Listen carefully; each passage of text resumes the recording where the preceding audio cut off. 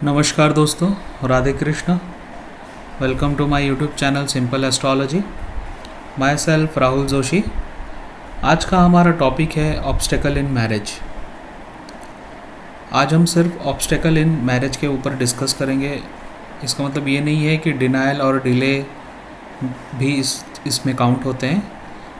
ये सिर्फ obstacle in marriage, जब आपकी शादी तय हो जाती है उसके बाद जो गैप रहता है अराउंड 1 महीना, 2 महीना, 3 महीना, 6 महीना, हम उसमें देखेंगे कि अगर आपकी कुंडली में अगर कुछ ऑब्स्टेकल्स हैं तो वी कैन डिस्कस दैट कि हम ऑब्स्टेकल्स इन मैरिज में कैसे देख सकते हैं, और उसके बाद हम उसके कुछ सिंपल रेमेडीज़ के बारे में भी हम डिस्कस करेंगे। So let's start. सो बहुत ही सिंपल सा रूल है ऑब्स्टेकल इन मैरिज का देखने का। When there is a malefic related to the third house of Navamsha, then there is some obstacle before marriage is performed. अगर D9 chart, ये divisional chart D9 के ऊपर, नवांशा chart के ऊपर हम ये चीज़ डिस्कस करेंगे। अगर D9 चार्ट के अंदर थर्ड हाउस आपका मैलेफिक प्लैनेट से अफेक्ट है, अगर या कोई दृष्टि है उसके ऊपर, या वहाँ पे कोई मैलेफिक प्लैनेट बैठा है, तो it will definitely create some obstacle in marriage, है ना। जैसे कि हम एग्जाम्पल से यहाँ पे समझते हैं। फॉर एन एग्जाम्पल,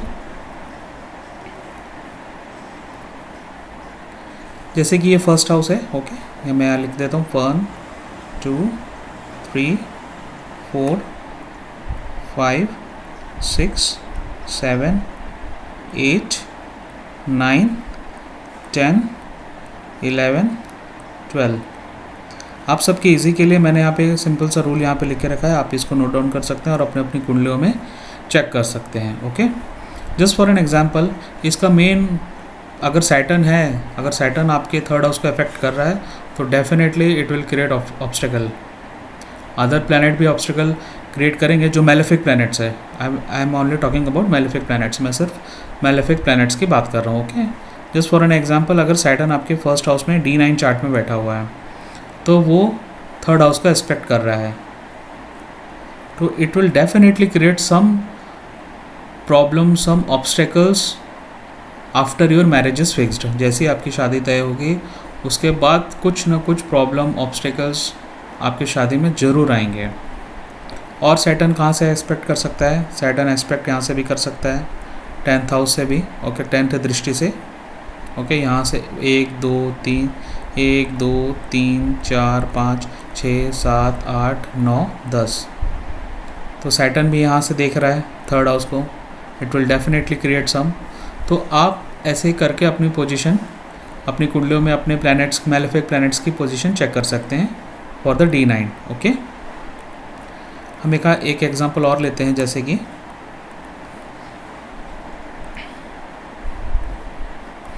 जैसे किसी का मार्स यहाँ बैठा हुआ है। अब मार्स भी 7th दृष्टि से थर्ड हाउस को अफेक्ट कर रहा है। 1 2 3 4 5 6 7, मार्स भी डायरेक्टली थर्ड हाउस को अफेक्ट कर रहा है। यहाँ केतु हो गया, या राहु हो गया, या अगर यहाँ केतु बैठा हो गया, या सैटर्न यहाँ पे सेट हो गया, तो these are all condition of कि आपका थर्ड हाउस इफेक्ट है। अगर यहाँ से सन भी है, सन भी यहाँ से देख के ये कर रहा है, जैसे फॉर एन एग्जांपल सन यहाँ पे बैठे हुए हैं तो भी थर्ड हाउस को एस्पेक्ट कर रहे हैं, तो it will definitely create some obstacles before your marriage is perform. Hope आपको ये समझ में आया होगा कि any planet, any malefic planet की बात हो रही है, एनी मैलेफिक प्लैनेट अगर आपके थर्ड हाउस के D9 चार्ट को इफेक्ट कर रहा है, ओके, तो it will definitely create some obstacle. हम 1-2 चार्ट के ऊपर इसको लगा के देखेंगे और ताकि आपको समझने में भी आसान हो जाए। मैंने 2 एग्जांपल चार्ट्स लिए हुए हैं ताकि ये इजली आपको समझ में आ जाए। रूल क्लियर है? मैंने यहाँ पे नीचे लिख के भी रखा हुआ है, आप यहाँ से देख सकते हैं। Okay, in D9 chart, if third house is related to malefic planet, then there is some obstacle before marriage is completed. Understood? और अगर उस स्पेशली उस पर सैटर्न है तो डेफिनेटली क्रिएट करेगा। उसके रेमेडीज़ हम एंड वीडियो के एंड में भी हम डिस्कस करेंगे। तो एग्जांपल देख लेते हैं।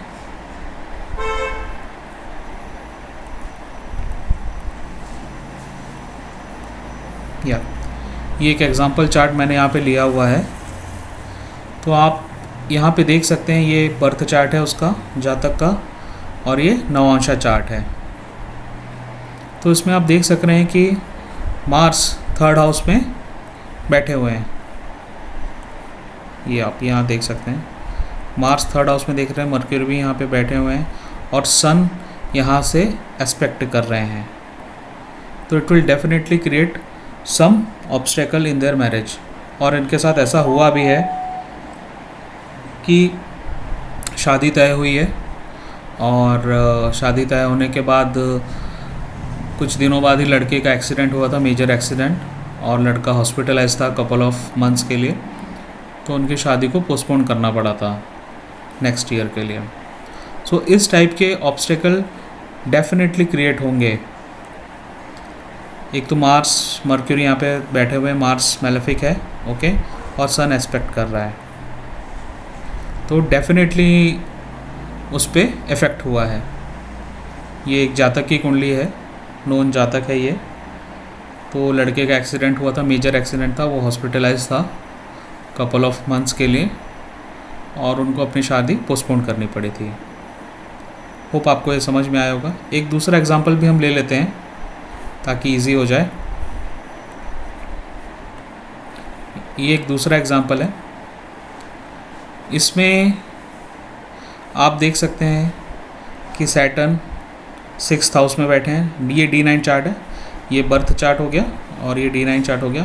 तो हमारा रूल यही कहता है कि हमको D9 चार्ट में देखना है कि हमारा 3rd हाउस मैलेफिक प्लैनेट से इफेक्ट है तो नहीं है, ओके। तो इस कुंडली में भी है, जैसे सैटर्न 1 2 3 4 5 6 7 8 9 10 सैटर्न एस्पेक्ट कर रहा है 3rd हाउस को।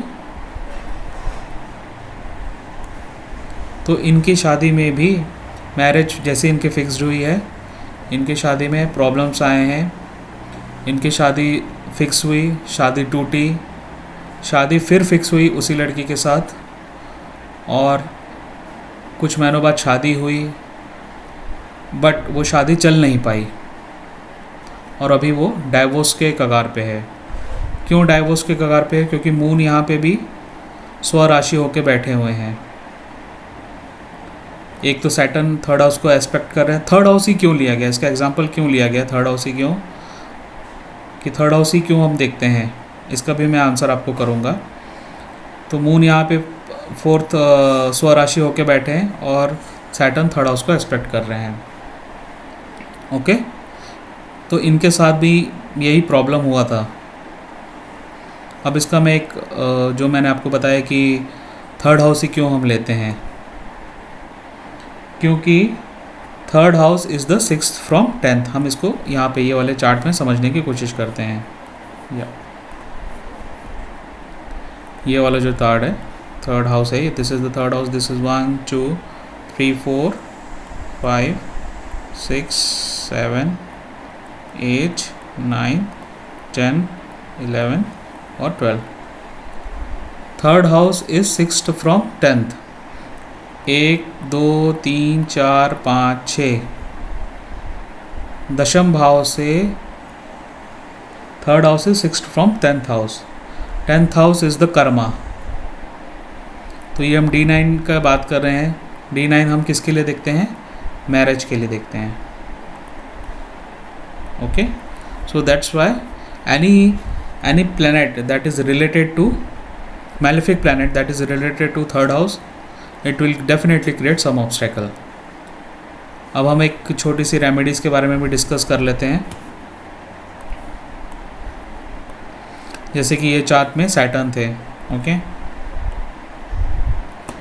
तो आप जब तक आपकी शादी तय नहीं हो जाती, आप हर मंगलवार और शनिवार हनुमान मंदिर जाइए और शनि मंदिर जाइए और उनको प्रे कीजिए कि सब चीज़ें सही हो, और आप सैटरडे को फास्ट रखना चालू कीजिए, जब तक आपकी शादी कंप्लीट नहीं हो जाती। बहुत सिंपल सी रेमेडी है, कुछ नहीं करना है, फास्ट रखना है और आपको मंदिर जाना है।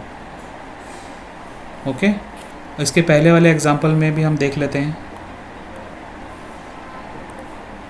ये वाले एग्जाम्पल में मंगल है और सन है। ओके, तो सन के लिए सबसे पहले मॉर्निंग में आप सूर्यदेव को जल चढ़ाइए। आप सूर्योदय से पहले उठिए और नहा धो के सूर्योदय को जल चढ़ाइए। और मंगलवार है, मंगलवार के दिन फास्ट कीजिए आप और हनुमान मंदिर जाइए। दैट इज़ सिंपल रेमेडी है। अगर यहीं राहु और केतु का इन्फ्लुएंस होता तो आप दुर्गा मंदिर जाइए, भगवती के मंदिर जाइए और प्रार्थना कीजिए। Okay, that's it. बहुत सिंपल सी रेमेडीज़ है to check obstacles in the marriage. Hope आपको ये वीडियो समझ में आया होगा, बहुत अच्छा लगा होगा और अपनी अपनी कुंडलियों में आप बहुत आसानी से देख सकते हैं। नमस्कार दोस्तों, थैंक यू, राधे कृष्ण।